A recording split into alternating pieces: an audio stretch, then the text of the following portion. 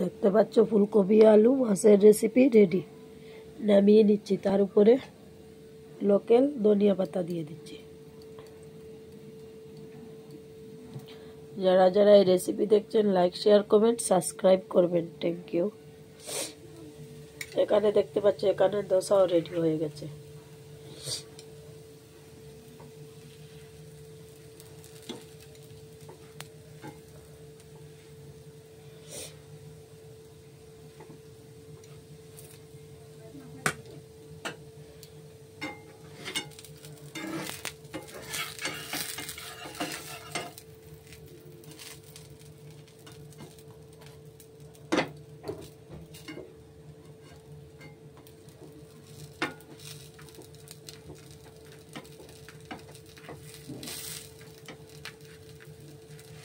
দেখতে পাচ্ছ দোসা পুরা দোকানের মতো হয়েছে।